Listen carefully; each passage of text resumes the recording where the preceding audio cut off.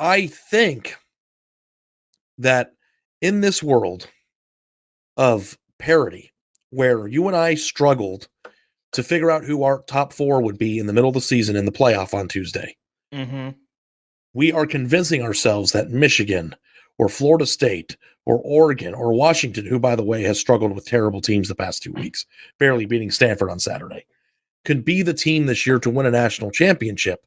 I think that we have convinced ourselves that Georgia, for whatever reason, is vulnerable as a result of not having Brock Bowers.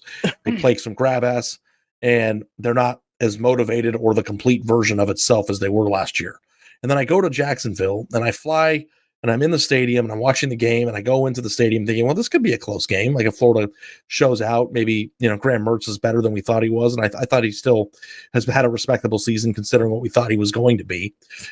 And they just didn't have a chance. It was like JV versus varsity. And it's just not uncompetitive, competitive. Yeah, and it's like that's exactly how it felt when Tennessee played Georgia last year, where you have a team, and I'm not saying that Florida is as nearly as good as Tennessee was a year ago, but Georgia plays these other teams, and these other teams are like being bullied. It's hopeless.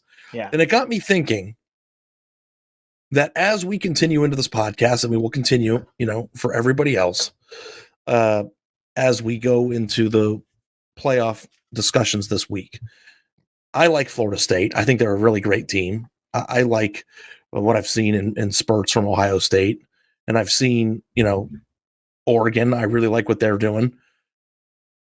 We are fooling ourselves into thinking that this is a parity-filled season when Georgia is going to go into Death Star mode, I think, and just beat the crap out of everybody along the way. And I know the thought process is the SEC sucks, Florida stinks, Ohio State played them closely last year, and even take Ohio State out of the equation because they're a super team too. I don't think that a team that is not built the way that Georgia is, regardless of what the transfer portal is telling us about the 247 Sport composite rankings, I don't think we're advanced into the portal era enough for that to be neutralized. Georgia is my national champion. Maybe I'm overreacting. Am I overreacting? I'm torn because I want to know, are we giving Georgia too much credit when they screw around with South Carolina and they're down double digits at half? And they screwed around last year multiple times. I know, but I'm just saying, when they do that and we just say, they're not focused, they're not really invested, are we giving them too much credit? That's my only question. Are those warts or are those that's what we thought coming into the week, and then I watched today's game and I was like, oh yeah, that's what it looks like. Well, but that's the second. We've only seen them, what has Georgia played? 8 games this year, right? Something like that. Yeah. This is only the second time that we've really without their best player. That's true. That we've seen like a focused Georgia, like, oh, that's a national champion, like that's the best team in the country. And I'm mostly with you. I think that you go in there and you say, okay, when Georgia plays at its best, nobody can compete with them. And I think. And when do teams usually play their best? In air conditioning domes, right?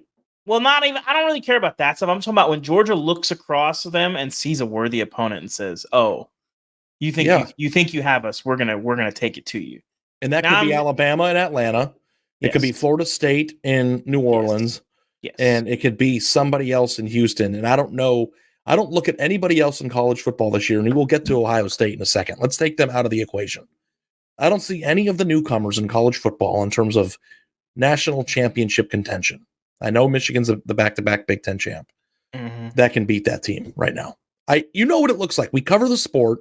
I know we put our heads in the sand, and I think a lot of times we convince ourselves that new teams or different people are capable of doing stuff because we inherently want those teams to do it, because we want new, we want interesting, we want cool storylines.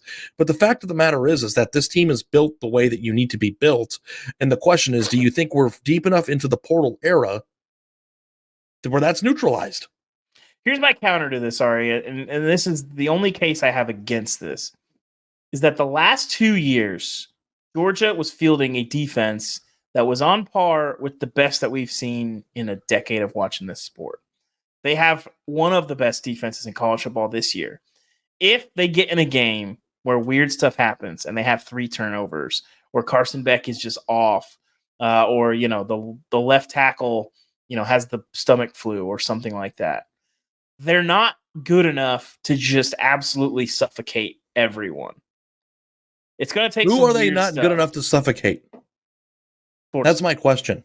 Florida State, Oregon. So you're still convinced that Florida State has neutralized the talent gap with the portal? It's not about that, Ari. I agree. You don't think it's about that? It will be in December. But when they're playing their best, okay. I agree with you. But I'm just saying the defense made their margin of error so big, and they didn't even need it because Stetson Bennett was so efficient and so smart and made so many good decisions. But their margin of error was huge because of that defense. The defense can be gotten.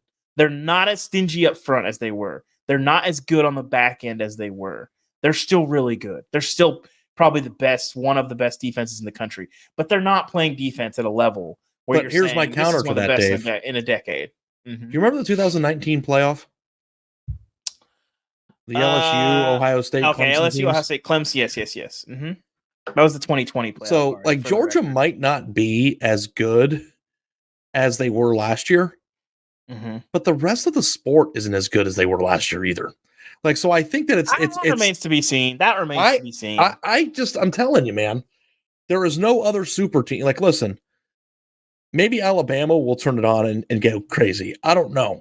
But there are 3 teams in college football who are built to compete with Georgia when they care on an indoor field in the air conditioning. That's Ohio State, that's Georgia, and Alabama. Those are the 2.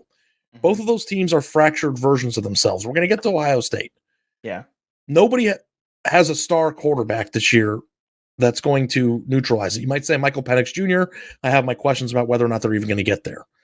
I just don't know if I can continue with the charade that I think that anybody is physically built from top to bottom to get on that field and beat that team 4 quarters, especially in a dome.